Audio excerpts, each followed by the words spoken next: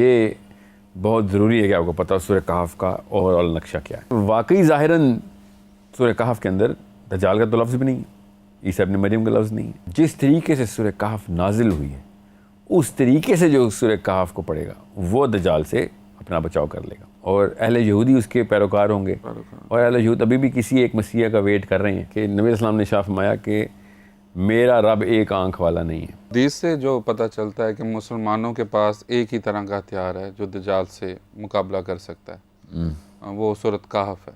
مثلا جب ہم اس کا مطالعہ کرتے ہیں سلسلہ وار یا تھیمیٹک جو اس طرح کا بھی مطالعہ کریں تو اس کا کوئی بھی لنک دجال سے یا اینڈ آف ٹائم سے ملتا ہوا نظر نہیں آتا۔ تھوڑا سا اس حوالے سے تھوڑا بتا دیں۔ تو پہلے تو قرینہ سیٹ کر لیتے ہیں کہ کیا ہم جو چیز جیسے عربی ہے، عربی زبان ہے، عربی زبان میں کچھ ایسے گرامیٹیکل اصول ہیں گرامر کے جو کہ قرآن سے لیے جاتے ہیں۔ قرآن نے جس طریقے سے گرامر کا استعمال کیا وہ اصول بناتی ہے، اصول فالو نہیں کرتی خالی۔ بالکل اسی طریقے سے اس فارمولے کو اس قرینے کو سمجھیں کہ نبی علیہ السلام نے جب کوئی بات کسی معاملے کے سلجھاؤ کے لیے بتائی ہے تو ہم قرینہ یہی رکھیں گے کہ سورہ کہف کو اب ہم چابی کی طریقے سے استعمال کریں گے اور وہ والے تالے ڈھونڈیں گے جس پہ چابی لگتی ہے۔ سمجھ رہے ہیں؟ اگر ہم چابیاں بنائیں تالا دیکھ کے تو یہ اصول ٹوٹ رہا ہے جو کہ ایک نارمل سینسیکل طریقے سے ہم کام کرتے ہیں دنیا میں، کیونکہ ہمیں پتہ نہیں ہوتا۔ جب اللہ یا اس کے رسول صلی اللہ علیہ وسلم کوئی بات بتا دیں اور وہ ظاہراً پوری نہیں ہو رہی ہوتی تو اس کا مطلب ہے تالا ہمیں پتہ ہے اینڈ آف ٹائم میں دجال کا جو واقعہ ہونا ہے اس کی چابی اب ہمیں اسی لحاظ سے بنانی پڑے گی جس طریقے کا تالا ہے یہ، کیونکہ یہ حدیث میں آ گیا ہے۔ تو حدیث بتائے گی یا سورہ کہف اب بتائے گی کہ اینڈ آف ٹائم میں دجال نے کیا کرنا ہے، رادر دین کہ ہم دجال کو خود ہی امیجن کریں، اس کو پوری طریقے سے ایک نقشہ اور احاطہ خود کھینچیں اس کا، اور اس میں دیکھیں سورہ کہف آ رہی ہے کہ نہیں، ہم اس کا الٹ کام کریں گے ادھر، کیونکہ حدیث نے اس کو ہتھیار کے طور پر ہی بتایا ہے۔ اب سورہ کہف کے تھرو ہمیں پتہ چل جائے گا اینڈ آف ٹائمز میں کیا کیا ہو رہا ہوگا۔ اتنی بڑی طاقت ہے ہمارے پاس، یہ فورس سائٹ دیتی ہے، یہ اتنی بڑی دور اندیشی کی دوربین ہے ہماری، یہ ٹیلیسکوپ ہے ایکچولی، کہ ہمیں پتہ چل رہا ہوگا کہ اس وقت کیا کیا ہو رہا ہوگا۔ اب اگر ہم اینڈ آف ٹائمز کو سورہ کہف کے اوپر میپ کریں تو جتنے بھی حدیث ہمارے پاس ہیں یا جو بھی ہم نے مطلب لیے ہیں اس وقت کے جو بھی ہم نے نقش نگاری اپنے ذہن میں کی ہوئی ہے تو شاید ڈسننس اور ڈیلٹا کریٹ ہو جائے، مگر سورہ کہف کو لیں وہ تو قرآن ہے، اس کو تو نہیں ہم بدل سکتے، کسی بھی طریقے کوئی اور نقش نگاری نہیں کریں گے کہ ہمارا یہ مطلب ہے تو اس کا یہ مطلب نکل آئے۔ یہ تو صاف صریحاً بالکل سمپل سی عربی میں لکھا ہوا ایک پورا کا پورا متن ہے، وہ آپ چونکہ نبی السلام نے کہا یہ اینڈ آف ٹائم میں کام آئے گی، دجال کے وقت کام آئے گی، تو اب ہم نے اس میں سے دجال ڈھونڈنا ہے، رادر دین دجال کے ٹائم میں سورہ کہف ڈھونڈیں، سورہ کہف سے ہم وقت وہ ڈھونڈیں گے کہ کیا کیا چل رہا ہوگا۔ سائیکالوجی کو اس طریقے سے حدیث کے تھرو ہم ڈیکوڈ کریں گے۔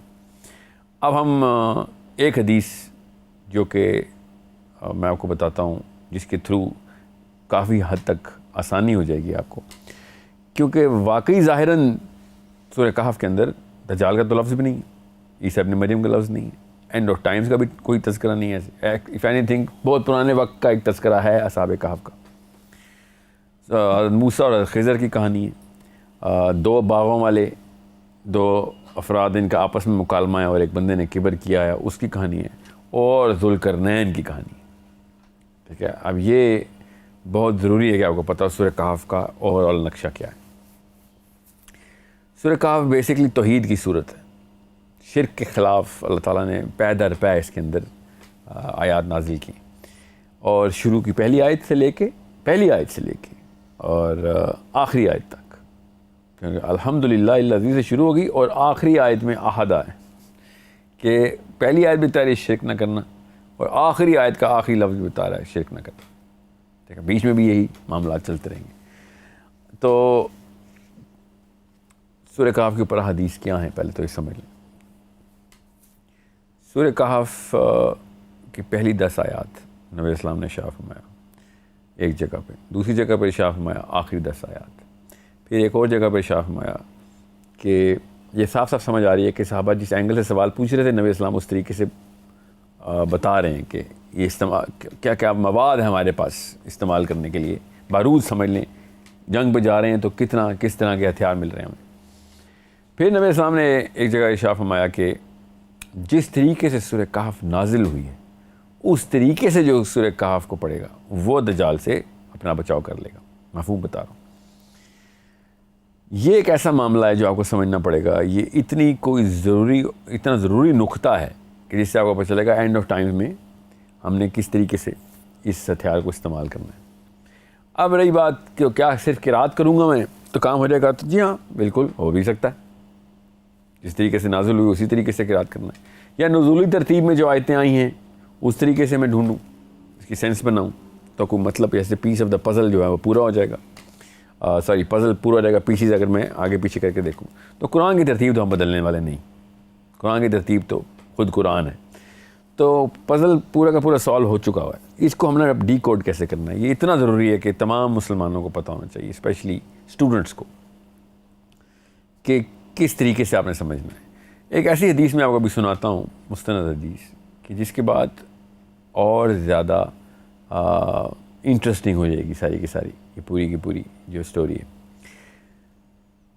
ایک صحابی نے دیکھا کہ گھر کے اوپر بادل آسمان سے اتر کے گھر کی چھت پہ آنا شروع ہو گیا, یہاں تک کہ وہ زمین پہ لینڈ کر گیا, اور جو اس گھر کے باہر گھوڑا بندھا ہوا تھا اس نے ہنہنانا شروع کر دیا, اور وہ آپے سے باہر ہو رہا تھا, بالکل بے قابو ہونا شروع ہو گیا.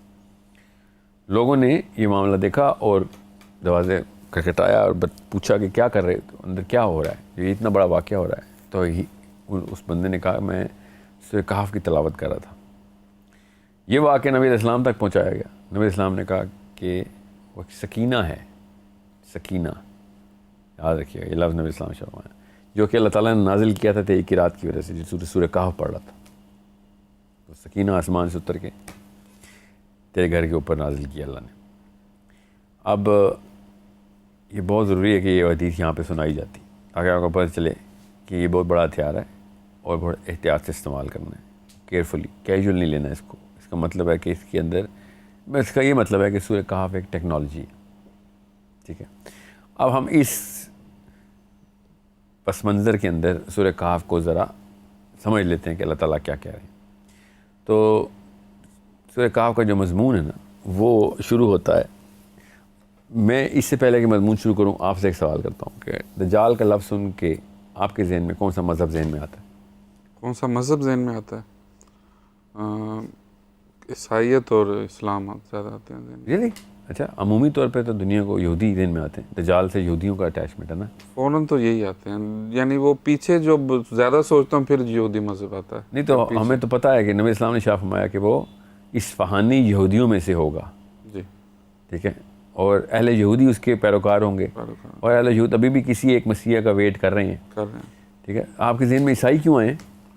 کیونکہ وہ بھی ویٹ کر رہے ہیں, اور ان کا وہ تو ہمارے حضرت عیسیٰ ابن مریم کا ویٹ کر رہے ہیں. جی جی جی. ٹھیک ہے, ہم ایک ہی تو چیز مشترک ہے میری اور عیسائی کی. ویسے عموماً تینوں ہی قومیں آتی ہیں ذہن میں, کہ مثلاً ویسے دنیا کے سارے مسلمانوں کو سوائے آپ کے جب دجال کا لفظ سنا رہا تھا یہودی ذہن میں آتے ہیں. ٹھیک ہے, یہ اچھی بات ہے کہ آپ کو عیسائی آتے ہیں, کیونکہ میں ادھر ہی لے کے آنا چاہ رہا تھا. کیونکہ یہ آیت جب سٹارٹ ہوتی ہے نا تو ایک سیکنڈ میں سب سے پہلے عیسائیت کا نقشہ کھینچا جاتا ہے. ٹھیک ہے, آپ نے وہ آیت کھولنی ہے, وہاں تک میں آپ کو پہلی آیت, سمپل پہلی آیت کھولیں سورہ کہف کی. اب مسئلہ یہ کہ ایک اور حدیث ہے جو میں یہاں پہ آپ کو سنا دوں, سب کو آپ کو پتہ ہونا چاہیے کہ نبی اسلام نے شاہ فرمایا کہ میرا رب ایک آنکھ والا نہیں ہے.